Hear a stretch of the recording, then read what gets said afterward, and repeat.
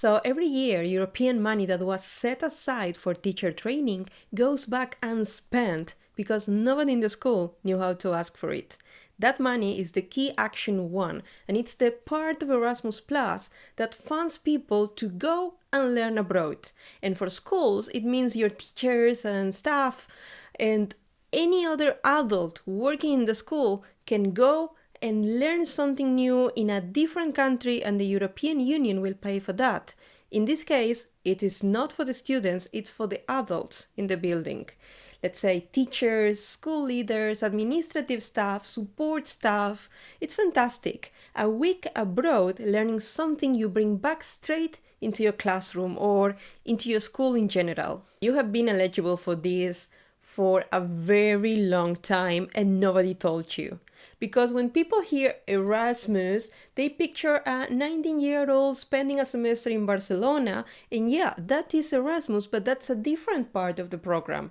The key action one for school education is specifically designed for staff. And I meet teachers with maybe 5, 10, 15 years of service who discovered this only last month. And it's not their fault, it's just badly communicated everywhere consistently. If you work in a school, there's a good chance that you are eligible. Even if you're not a teacher, even if you've never taught anything to anyone, the scope is far wider than people expect. So, of course, classroom teachers are eligible, that is, primary, secondary, vocational, and adult education teachers, but also school leaders, deputy heads, special needs staff, career advisor, and in many cases, administrative and support staff too. If the training is relevant to your role in the school, you are usually in scope. Rules might change a little bit depending on your country, so it's always a good idea to check with your national agency. You cannot apply for Erasmus Plus KA1 for yourself, unfortunately. And this stops more teachers than any rejection ever has, because the funding goes to organizations, not to individuals. So your school actually applies, and then the grant is awarded to your school, and then your school sends it to you. So the first conversation is never with Brussels, and it's not with us, it's with your head teachers. And if you're freelancing or between jobs, this route unfortunately isn't open to you at all.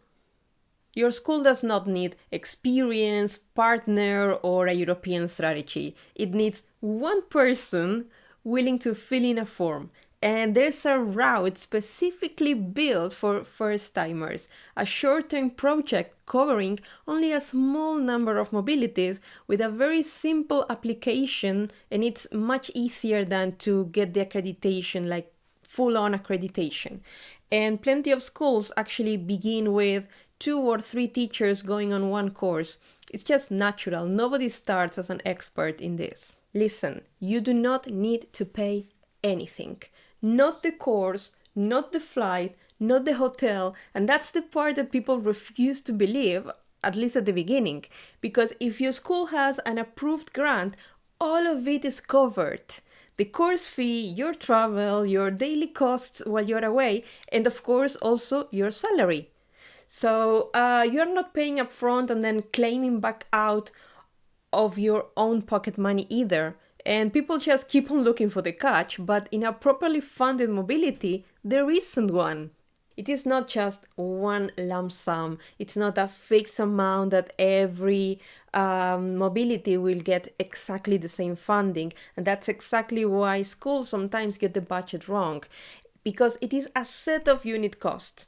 Of course, an amount for the travel itself that is based on the distance band between your home city and the core city. Also, a daily rate for your time abroad, which changes depending on what country you're going to, because it's not the same to go to a country where the cost of living is very high and going to a country where you will not spend so much money per day. And a contribution towards the course fee itself. So the current rates are published openly in the program guide, and they do not change. So instead of trusting a number that you saw in a Facebook group, maybe it's a good idea to go and to check the official numbers. So most schools never touch their own budget for this, and most bursars assume they will.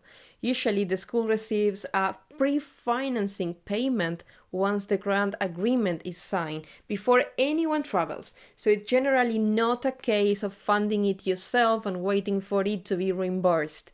The exact percentage and timing depends on your national agency, which is worth asking them directly and early. The gap is almost always caused by one thing, and that is booking your flights late. Sometimes there is a small shortfall. Maybe the flight got a little bit more expensive, or you want to book an extra night at the hotel. Schools handle it differently. Some schools may just absorb it and pay for it, and some schools may ask the teacher to pay for that difference. What really matters is deciding that before anyone books anything, not after. The travel rate you're given is fixed, but the ticket price is not, and it only moves in one direction. We all know that. The money never arrives in your personal bank account, and if someone tells you it will, something is wrong. The school is the beneficiary of the grant and manages the budget.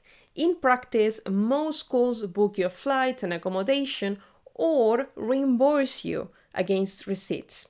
So it's very important that you keep everything. Boarding passes, invoices, confirmations. The school has to report on how the money was spent, and you are part of that trail. The first step takes only 20 minutes, and you only ever do it once in the life of your school. Basically, your school needs an OID, which is an organization ID. This is a 9-digit number identifying your institution to the Erasmus Plus system. So basically, somebody creates a European login account, registers the school, and then this number is generated. And that's it. After that, your school can apply for anything forever. Most schools that never apply have never done this 20-minute step. The deadline that stops teachers isn't the official one. It's the day their head teacher says yes. There's an annual deadline for school education mobility projects, usually early in the year, and some national agencies also run a second round. And the date moves, so check with your own national agency instead of trusting any number or any date that you read online. But in my experience, nobody misses the official deadline. They miss the internal one because the conversation never happened. Plan for a full year between deciding to do this and getting on the plane, and expect several months between submitting and hearing back, and then a further period before the project can formally start. And I know that this sounds slow, and it is slow. And the practical consequence is simple. You should be applying now for the training you'll do next academic year. If you are looking to do something this term, maybe it will be a little bit too late. Let's be honest, applications don't fail because of bad English. They fail because they are vague. Weak applications say, we want to improve our teaching and gain European experience. A strong application will name a concrete problem in the school. Then it will also name the skill the staff are missing. Then name the training that closes the gap, and name exactly how it gets shared with colleagues afterwards. Assessors are reading for a plan, and unfortunately, enthusiasm doesn't score.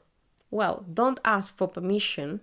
Instead, offer to solve a problem that they already have, and lead with cost, because they will assume there is one. But fund it properly, and it costs the school neither money nor budget. And then, of course, connect it to something already written in your school development plan. Could be digital skills, inclusion, well-being, whatever your school has already committed to publicly. You are not requesting a favor. You are delivering an existing priority with someone else's money. The teachers who worry most about their English are actually the ones who get the most out of the week. In most cases, the answer is yes, your English level is good enough. Let's say that generally a B1 is good enough. With a B1, you can follow a conversation, give an opinion, ask someone to slow down. Everyone in the room is working in their second or in their third language. Most of the people, most of the times, are not native speakers, including the ones who may sound very fluent. And most importantly, nobody will be assessing your grammar. We are all making the same mistakes all the time, all week. Actually, coming alone is an advantage, and people who come in groups often realize it too late. Groups from the same school tend to stay together and speak their own language all week, and yeah, for sure that is a bonding experience, but that is not the idea of following an Erasmus course abroad. On the contrary, if you arrive alone, you end up in a room of a lot of people from a lot of different countries, and everyone is out of their comfort zone. And that is what actually makes people bond fast. And let's be honest, by Wednesday, nobody remembers who arrived with whom. You will not be sitting in a lecture theater taking notes all the time. That's not what anyone comes here looking for. A day is normally a morning session, a break, and then a second session. More or less 5 hours per day, so in total 25 academic hours during 1 week. And it's very much hands-on. You are doing the activities, you are talking a lot, you are exchanging experiences, and then when the class finishes, of course, the cultural activities and the free time, because the city and the people are also an essential part of what you are here for. Oh my God. No, the most valuable person in the room is usually the one with 30 years of experience behind them, because they have the most to compare against. And besides, the groups are very mixed. People with 2 years of experience sitting next to people approaching retirement. And that mix is what makes the discussion work. If everyone in the room had exactly the same amount of experience, the week would be worth considerably less, at least in my opinion. Well, the certificate is the least valuable thing you bring home. Of course, you get one, and you also get materials that you can start using on Monday, but the part that people underestimate is the group of colleagues across Europe that you can now email. Teachers stay in touch after these weeks, and the network becomes future partnerships, project ideas, and honestly, just somebody to ask when you are stuck at 11 at night. Okay, job shadowing sounds better, but it is often the wrong first choice for almost everybody, I would say. If it's your first mobility, take a structured course because it's organized, you know what you're getting, and there is a group waiting for you. Job shadowing means observing in a partner school abroad, so yeah, it is more flexible, it is often cheaper, but you have to find that school and arrange everything yourself. So my advice is do it once you already have the European contacts, not before. The reality is that sending one teacher changes one classroom, but sending 3 teachers changes a department.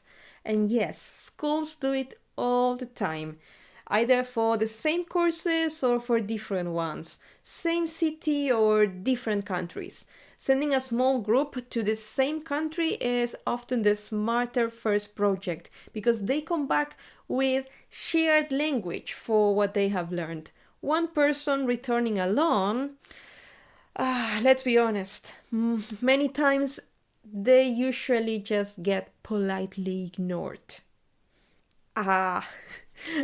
This is the part that most teachers forget until the deadline lands. And it's the part assessors actually care about. Dissemination. You'll complete a participant report and then your school reports on the project overall. But beyond the paperwork, you are expected to share what you have learned with colleagues. And take it seriously because this is what turns one teacher's week abroad into something actually the whole school can benefit from. And it's also what makes your next application stronger. So national agencies are far more flexible than teachers assume. And as long as you tell them, dates can move. The specific course can sometimes change. And if a participant drops out, a colleague can often take their place. What causes problems is actually not the change, but not saying anything until it's too late. So it's important to contact your national agency early, and most of the times you'll find out that the answer is yes. The teachers who never go are almost never the teachers who got rejected. They're the ones who never asked. So do one thing. Send a single message to your head teacher. Not a proposal, not a plan, one message saying you found a funded professional development and you'd like 10 minutes to talk about it. Every teacher I've ever trained started exactly there.